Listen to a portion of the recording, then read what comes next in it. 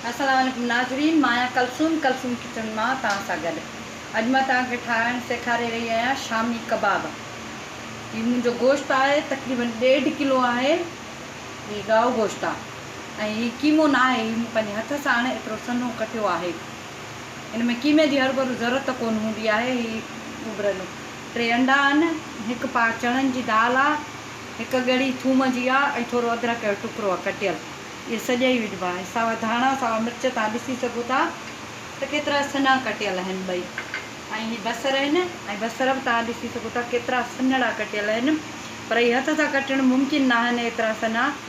मूं त हिन जो सहारो वरितो आहे, नाइसर डाइसर, उन मां कटिया आहिनि, पर तव्हां हथ सां बि कटे सघो था, ऑप्शनल। हीअ मूं वटि सहूलियत आहे, इन करे मूंखे देरि थी थिए त कयो आहे, न त तव्हां पंहिंजे हथ सां बि इस्तेमालु करे सघो था। ऐं हीअ आहिनि मेथी, हेड्र, गरम मसालो। मेथी 1 चमचो खाइण वारो, हेड्र बि 1 चमचो खाइण वारो, गरम मसालो 1 चमचो खाइण वारो, थोरा ही कारा मिर्च आहिनि 1/2 चमचो, अजवाइन आहे, सुका धाणा 2 चमचा आहिनि खाइण वारा, ऐं जीरो 1 चमचो अछो जीरो, ऐं 3 चमचा ॻाढ़ा मिर्च कुटियल आहिनि। हीअ जेको आहे पीठल न आहिनि। हाणे मां इहे सभु शयूं हिन में विझंदसि तव्हांजे साम्हूं ऐं उॿाड़ल आहे। तक़रीबन हिनखे 1 कलाकु लॻंदो। तव्हां ॾिसी सघो था मूं हिन में गोश्त विधो आहे जेको मूं पंहिंजे हथ सां कटे तयारु कयो। ऑप्शनल आहे, तव्हां वटि कीमो आहे त उहो बि बहितरीनु आहे, पर जेतिरी पंहिंजे हथ जी महिनत सां शइ में ज़ाइको ईंदो आहे न। यानी बसर तक़रीबन 1 पाउ बसर आहिनि, त मुंहिंजो गोश्त कुझु ज़्यादा आहे। ऐं हीअ आहे दाल चणनि जी, अंडा त आख़िर में आहिनि, ऐं सावा धाणा बि।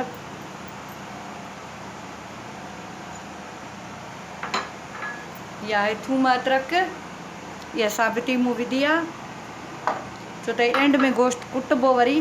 हिन में सुका धाणा बि साबित मूं विधा आहिनि, जीरो बि साबित आहे, अजवाइन बि साबित आहे, कारा मिर्च बि साबित आहिनि, मिर्च कुटियल आहिनि। हीअ बि हिन में मां विझंदसि, सभु कुझु तव्हांजे साम्हूं आहे। ऐं एंड में हिन में एतिरो पाणी विझो जेतिरे में ई तव्हांजो गोश्त जेको आहे न ॻरी वञे। तव्हां ॾिसी सघो था त हिन में पूरी 1 लीटर पाणी विधो आहे, इन करे जो गोश्त सन्हो कटियल आहे।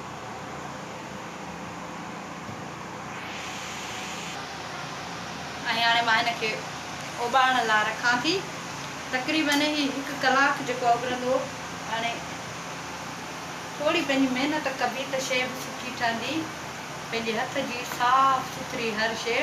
हिनखे मां मिक्स थी करे छॾियां त जीअं का शइ हेठि मथे जेको आहे न थी सघे। हिन में मूं लूणु अञा न इस्तेमालु कयो आहे, हाणे मां हिन में लूणु बि विझी छॾींदसि।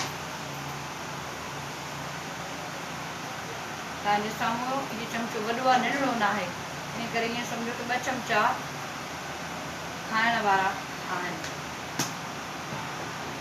तक़रीबन हिनखे उॿरण यानी ॻरी वञण में, ऐं दाल आहे चणनि जी, उहा थोरी सख़्तु हूंदी आहे, त 1 कलाकु हिनखे लॻी वेंदो पचण में, ऐं पोइ कबाब तयारु थींदा। जेतिरी महिनत ओतिरो ज़ाइको, महिनत में अज़मत आहे। हिनखे ढके छॾियो, हिनखे हिकिड़ो उॿार अचे त पोइ हिन जी बाहि थोरी हल्की करे छॾियो।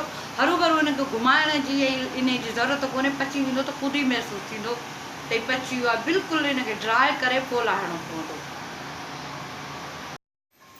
नाज़रीन, जीअं त मूं तव्हांजे साम्हूं ई पंहिंजो ई गोश्त कबाबनि ठाहिण लाइ उॿरण लाइ रखियो हुई, तव्हां ॾिसी सघो था त हिन में बिल्कुलु सभु कुझु ॻरी चुको आहे ऐं बिल्कुलु ख़ुश्क आहे। हे ॾिसो, बिल्कुलु हिन में पाणी जेको आहे न आहे। हाणे हिन में एंड में सिर्फ़ु मां ई विझंदसि सावा धाणा ऐं सावा मिर्च जेके मूं रखिया हुआ कटे, हीअ विझंदसि। ऐं हाणे मां गोश्त खे थोरो थधो करे पोइ मां हिनखे उखरी मूरीअ में कुटींदसि। जेकॾहिं तव्हां वटि ग्राइंडर जी सहूलियत आहे त करे सघो था, जेकॾहिं चाहियो त कुटे बि कबाब ठाहे सघो था, उहो बि मां तव्हांखे ॾसी थी वञा। त नाज़रीन, मुंहिंजो कीमो तव्हां ॾिसो काफ़ी थधो थी वियो आहे, ऐं हिनखे मां हिन तरह कुटींदसि, ऐं कुटे मां तव्हांखे ॾेखारियां थी त बिल्कुलु पाउडर थी वेंदो आहे। नाज़रीन तव्हां ॾिसी सघो था जेको मूं कीमो तयारु कयो हो गोश्त उनखे मूं हिन में कुटे तयारु कयो आहे। हीअ तव्हां बिल्कुलु ॾिसी सघो था त केॾो जेको आहे सो आहे पीठल सफ़ा, ऐं हिन जो कलर बि ॾिसी सघो था त केॾो ज़बरदस्त कलर आयो आहे, न कारो आहे न छा। असल में मां मशीनूं जेके आहिनि न एॾो इस्तेमालु न कंदी आहियां, इन करे जो हर कंहिं वटि उहे मौजूदु न आहिनि। सफ़ा सवलो तरीक़ो हर शइ हर कंहिं वटि मौजूदु हुजे। मूं अंडा तव्हांखे पहिरीं ई ॾेखारिया, तक़रीबन मुंहिंजो 1.5 किलो गोश्त हुयो। हाणे मां हिन में अंडा विझंदसि ऐं मिक्स करे कबाब ठाहींदसि। बाक़ी मुंहिंजो इहो सॼो प्रोसेस तयारु थी वियो आहे, तव्हां ॾिसी सघो था। उखरी मूरी हर घर में मौजूदु आहे, ऐं मां को बि ॿाहिरां जो मसालो इस्तेमालु नथी कयां। सभु कुझु घर में, इहे हर घर में शयूं मौजूदु आहिनि, न की पैकेट या मसाला, न को हे न को हो, न को एॾा वॾा नाला, कुझु बि न। हर हू हिकु शइ उहा आहे जेका हर घर में मौजूदु आहे। तव्हां वटि जेकॾहिं ग्राइंडर जी सहूलियत आहे त तव्हां हुन में कयो, पर उहो तव्हांजो बिल्कुलु नरम थी वेंदो गोश्त, ऐं जॾहिं तव्हां उहो ठाहे फ्रीज़ कंदव त कढंदव त उहो तव्हांजे हथ में ई न ईंदा। ऐं तव्हां ॾिसी सघो था त मुंहिंजो कीमो केॾो सख़्तु आहे। हिन जा तव्हां ठाहे हफ़्तो बि रखी सघो था फ्रीज़ में, ऐं तव्हां कढंदव त बिल्कुलु ओड़ा ई सख़्तु हूंदा, उहे नरम न थींदा, पाणी अठो उन्हनि में न थींदो आहे। त नाज़रीन मूं हिनखे पहिरें डिश में कयो, लेकिन हीअ डिश में सही मिक्स न पियो थिए, इन करे हीअ तव्हां ॾिसी सघो था त बिल्कुलु मुंहिंजो अटे जहिड़ो जेको आहे न हीअ सख़्तु आहे। ऐं हिन जा कोफ्ता बि ठही सघनि था, ऐं हिन जा ऐं अच्छा मुंहिंजे हथनि ते कुझु बि न तेल न पाणी, का बि शइ न हीअ चिपकंदो। हे तव्हां ॾिसो तव्हांजे साम्हूं। तव्हां जेतिरा नंढा ठाहिणु चाहियो त नंढा ठहंदा, वॾा ठाहिणु चाहियो त वॾा ठहंदा। मां जेको आहे सो थोरा वॾा ठाहींदी आहियां। मुंहिंजो तओ गरम थी चुको आहे, मां हुन में तेल रखां। मूं हिन में अंडो अंदरि मिक्स कयो आहे। कुझु माण्हू हीअं कबाब ठाहे अंडे में डिप कंदा आहिनि, कंहिंखे अंडो पसंदि न हूंदो आहे त मथां अंडे जो अलॻि कवर महसूसु थींदो आहे। हिन में अंडे जो कवर बिल्कुलु महसूसु न थींदो, ऐं हीअ मज़बूत बि थी वेंदा। जेको अंडे जो कवर आहे कुझु माण्हुनि खे पसंदि न हूंदो आहे, कुझु खे पसंदि हूंदो आहे, पर मां हिन में मिक्स करे छॾियो आहे अंडो।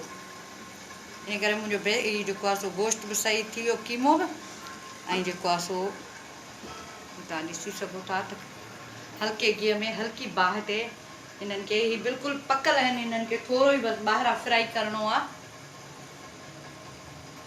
घणो ज़्यादा गरम बाहि ते न, गरम तए ते एॾो न। अच्छा तव्हांखे हिकिड़ी ॻाल्हि नोट कराईंदी हलां त हीअ जेको मुंहिंजो गोश्त मूं तव्हांखे ॾेखारियो कटियल, उहो चर्ॿी वारो गोश्त हो। कॾहिं बि कबाब ठाहियो त सिर्फ़ु गोश्त जा कबाब न ठहंदव, तव्हांजा टुटंदा। इन करे चर्ॿी वारो गोश्त ज़रूरी आहे।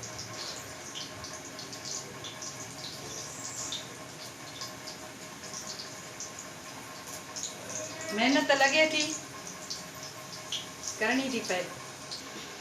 अच्छा त नाज़रीन तव्हां ॾिसो, हीअ मां उथलाए चुकी आहियां, हिननि जो कलर ॾिसो सही, बिल्कुलु गोल्डन कलर आहे।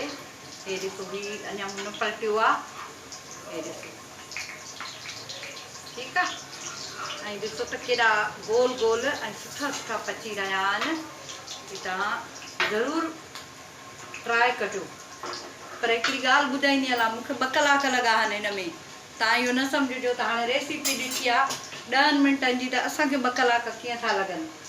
जेकॾहिं तव्हांजा घटि आहिनि, थोरा आहिनि त अधु कलाक बि लॻी सघे थो। मुंहिंजा ज़्यादा आहिनि, इन करे मूंखे 2 कलाक लॻा आहिनि। ऐं मां सभु कुझु पंहिंजी माना हथ सां तयारु कंदी आहियां, न को ग्राइंडर न कुझु बि न।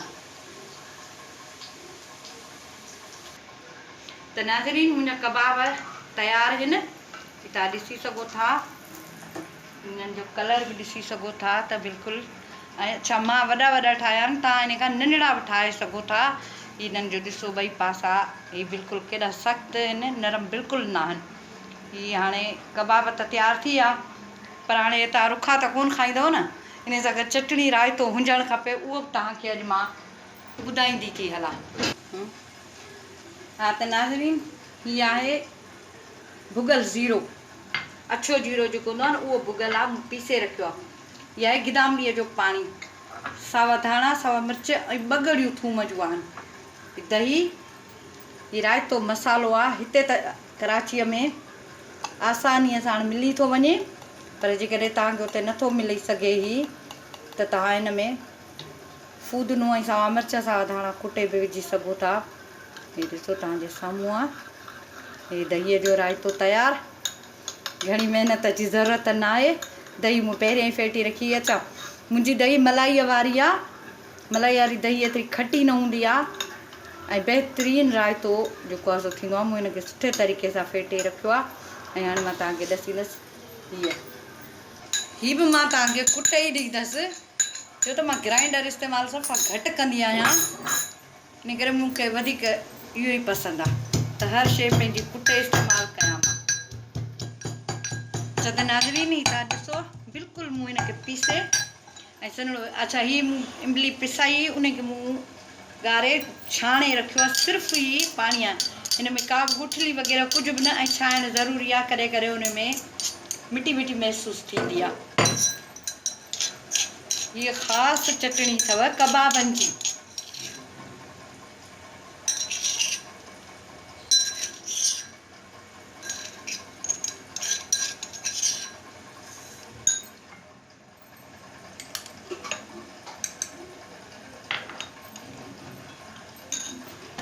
ऐं हीअ आहे लूणु,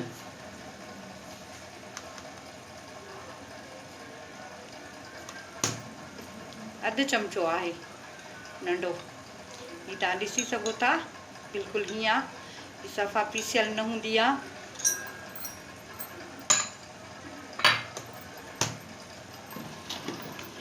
तव्हांजा कबाब, हीअ तव्हांजी चटणी, तव्हांजो रायतो, केचप मौजूदु न आहे, तव्हांखे जेकॾहिं केचप पसंदि आहे त उहो बि ज़रूरु रखिजो। ऐं हे ॾिसो मुंहिंजा कबाब अंदरां बि बिल्कुलु हेॾे ॾिसो सही आहे, बिल्कुलु नरम न आहिनि, सख़्तु हूंदा आहिनि, एॾा बहितरीनु, तव्हां ज़रूरु ट्राए कजो। अगरि पसंदि अचनि त ज़रूरु शेयर कजो, लाइक कजो, सब्सक्राइब कजो। तव्हांजी मुंतज़िर, दुआउनि में यादि। अल्लाह हाफ़िज़।